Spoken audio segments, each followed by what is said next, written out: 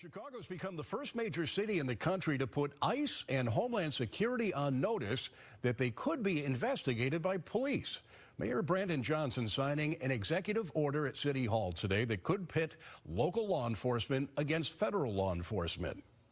We are here on this Saturday with a very simple premise, that no matter what the vice president or the president says, there's no such thing as absolute immunity in America.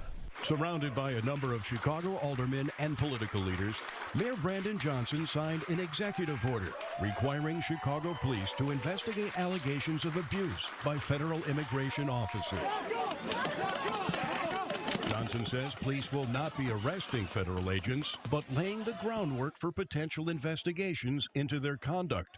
As part of this order, our police department will document ICE and Border Patrol activity and attempt to identify officers on the scene.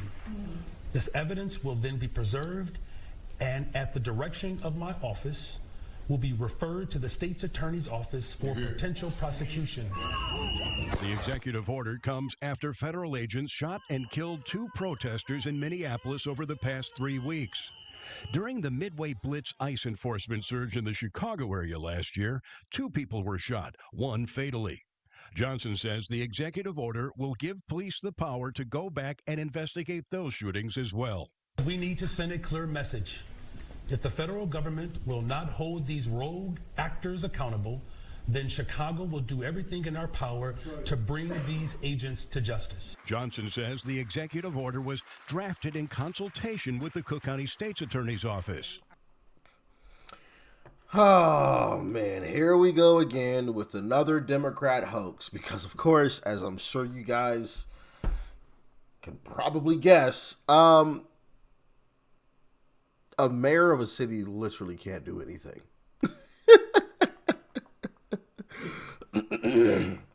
These are federal agents that we're talking about.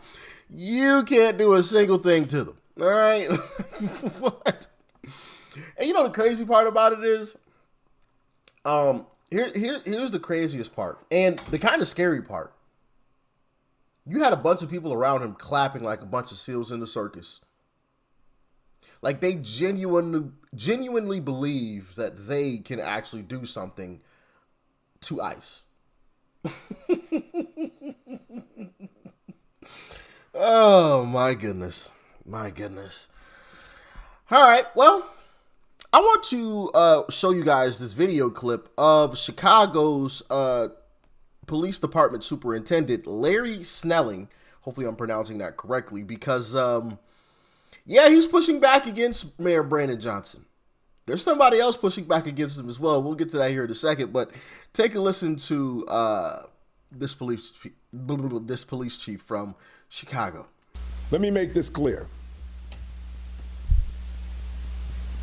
Federal agents, ICE, HSI, are officers. They are agents of law enforcement. If you box them in with vehicles, it is reasonable for them to believe that they are being ambushed and that this could end in a deadly situation. And it's reasonable for them to use force based on those conditions. Do not box in any law enforcement officer. You are breaking the law when you do that. And you are putting yourself in danger. Following law enforcement agents around. The question is why? What do you plan on doing? It's also reasonable for them to believe that you're eventually going to do harm to them. If you ram any vehicle, especially that one that contains law enforcement agents, and that's any law enforcement, local, state, federal, county,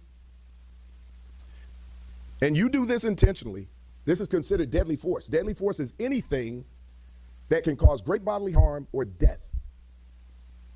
When you plow into a vehicle that contains law enforcement agents, you're using deadly force. And they can use deadly force in response to stop you. We need to be clear about these laws. We cannot become a society where we just decide to take everything in our own hands and start to commit crimes against law enforcement. It is a crime. You may not like what they're doing. I can understand that there's a lot of emotions out there, but that does not mean that you get to commit a crime, especially one that could lead to deadly force.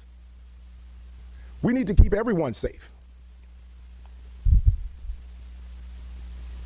Our responsibilities when it comes to federal agents, and I've been asked these questions, we do not interfere with the duties and responsibilities of federal agents. Bingo. I know that was a little longer, but I wanted to show the beginning part as well of what he was saying, because what he was saying was truthful. And hopefully it saves some lives, because these Democrats out here are putting lives at risk by having their constituents believe that they can stop ICE in some way, shape, or fashion. And he was just like, yeah, no, you can't do anything.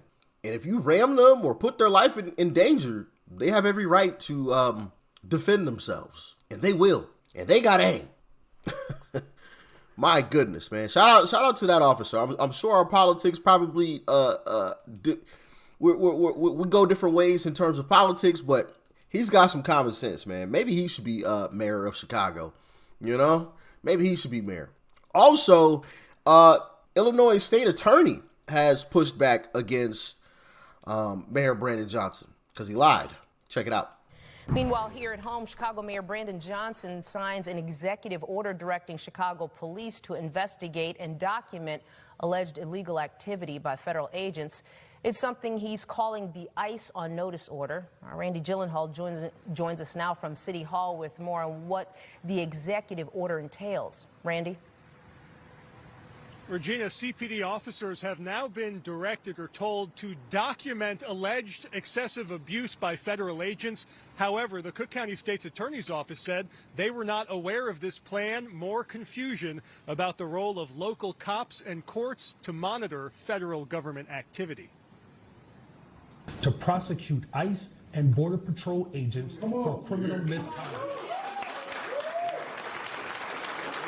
At City Hall today, Mayor Brandon Johnson signing this executive order called ICE on notice, directing CPD to collect evidence and the identities of federal agents accused of any illegal activity, crimes, or violating constitutional rights in Chicago. It comes after so many complaints during Operation Midway Blitz. The city says evidence they collect will be preserved and then sent to the Cook County State's Attorney for potential prosecution. The state's attorney, her office is in complete support of this executive order. In fact, what she has said, and her office has said repeatedly, the reason why she has not moved forward with prosecution is because no evidence has been provided to her. Our office worked closely in collaboration with the state's attorney's office. But in a statement, State's Attorney Eileen O'Neill Burke here in Cook County said this, quote, Mayor Johnson's statement is not true. The Cook County State Attorney's Office did not receive the executive order until it was released to the public. We do not provide legal approval of any matter until we've reviewed it. On such a critical issue, she said, it is important to get this right. Also, a statement from DHS saying that, quote, ICE officers are held to the highest professional standard. And CPD's union, Chicago Police Union Lodge 7, says they're looking into the possibility that police officers could be in legal jeopardy if they follow this order. Yeah, not going too well for Mayor Brandon Johnson. And of course, this comes alongside of, I don't know if you guys have seen the most recent clip that has come out of Chicago. It is a horrendous scene where a vehicle has just crashed and you see about 3 or 4 individuals run up with fully auto weapons and emptying, just dumping, unloading into a vehicle that has just crashed. And later you found out that there were 2 adults and 1 child in that vehicle. I'm going to show you guys the aftermath. I'm not going to show you the actual clip for obvious reasons. I'm not going to show you individuals unloading into a vehicle that has a child in it. Now, it's not graphic at all. You don't see anything. This is after the scene has already been, or bodies have been taken out of vehicles and everything. So here it is. Check it out. Chicago. I don't mean to come off as heartless here, but I think you get my point. It's pretty insane that exactly 0 people would be surprised by this happening on a Wednesday afternoon in Chicago. And this case is even more dark and horrifying when you learn this detail. To everyone's shock, the victim's daughter, a baby girl, was located unharmed in her car seat. Those that were at the scene say that there were bullet casings found in the baby's car seat. The baby, they say, was holding a lollipop in the back seat, crying. The fact that not a single bullet hit the baby is just incredible. But Mom was not so lucky. Yeah. The mother unfortunately passed away. The baby is fine, which is, I mean, that's nothing but God right there. If you guys saw the video, you would understand what I'm talking about. I mean, they were just dumping into that car with no regard for human life. Zero. Just, I mean, in broad daylight too. Like, broad daylight in the video. I mean, the scene, I mean, it was broad daylight, just like this. Broad daylight, clear as day. This wasn't like a nighttime operation. Like, no, this is probably an hour after it happened, a couple hours after it happened. Like, broad daylight. No aim at all either. You can see that they popped the tire down here. No aim whatsoever. Just spraying. Just spraying. Hidden tires. Baby unharmed though. It's a beautiful thing. It's a beautiful thing. Condolences to the family of the mother though. You know, that's unfortunate. And the guy, I believe, was hit as well. The gentleman that was in the vehicle. But there's more. Here's another news clip out of Chicago. This is all from this week, by the way. Tonight, 2 men are dead after a shooting on the near west side. And it happened right around lunchtime off Western Avenue, with the sole survivor being rushed to Stroger Hospital. And that's where WGN's Brona Tumulty is with the latest. Brona? Good evening. Police say the man who survived was brought here to Stroger with a gunshot wound to the back, and at last check is said to be in good condition. That's after the car he was sitting in allegedly was fired upon before catching fire. All of that unraveling in a busy area packed with pedestrians, vehicles, buses and businesses. It's concern of our safety. Crazy. And Mayor Brandon Johnson wants to protect illegals, while his own citizens, American citizens, are dying in the streets. There's more, but I'm gonna spare y'all that because I want to get to something else about this entire situation, because Chicago is an absolute mess. It's an absolute mess. And if y'all don't get out and vote, all of this is coming to a city or a state near you. Yeah, I know. It may not happen in this next election. May not even happen in the midterms after that. But before long, it will. You better get a little more involved. Us Republicans, if we show up, Democrats can't win. They can't. I'm gonna roll the clip, man. Coming to a city near you if you ain't voting.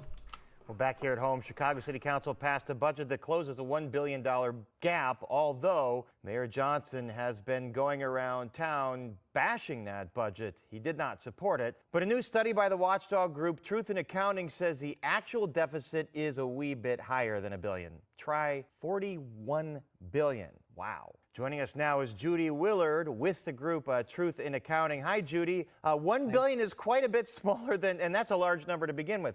41 billion. How do you count for 41 billion as the actual number of the city's deficit? Yeah, thanks, Paris. Thanks for having us on to talk about our report. Pardon me.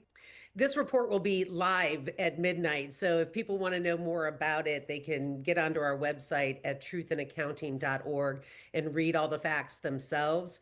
So what we do is we recast the government's numbers, and we use the same strict accounting rules that corporations have to use to prove to their investors that they're financially sound. Information people would want to know about a corporation before they invested in it. Now, however, government accounting is very different than corporate accounting.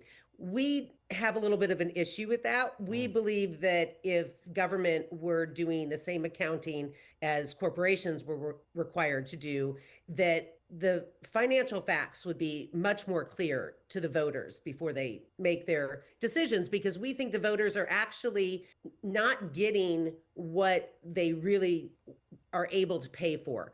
And our report shows that, because the $41.1 billion is our methodology of showing you all of the liabilities that Chicago has. And one of the greatest misconceptions is the fact that the pensions, they're so underfunded. This is clearly showing the city is not saving up. They're only putting 25 cents per every dollar promised into the pension fund. And that's creating this huge gap in liability. So it's something people need to be aware of every time. Your ears do not deceive you. 25 cents for every dollar promised. They're 75 cents short every dollar. You tell me how that one's going to end. The unions go back to the city and demand more, or when the Illinois General Assembly decides that all the tier 2 pensioners get, more money, well, that money should be in the budget of the city council. But the way the accounting is done, they're allowed to keep that money. They don't have to pay the actuarially determined contribution into the pension fund. In Illinois specifically, the General Assembly sets the contribution amount instead of an actuary. And Judy, if I could jump in here, so you're accounting for these massive pension debts, which the yearly budgets that the city passes doesn't really. Yeah, and look at this chaos in the background. My goodness, $41 billion short. Coming to a city near you. It's on the way. It is on the way. And there's more. Go and check out one of my recent YouTube shorts that I dropped. If you don't want to get out and vote, that's coming too. It's coming. These liberals, they won't give up until they have to. Until they can clearly see that, yeah, we ain't going to win. They're not going to give up. They ain't quitting. So yeah, man.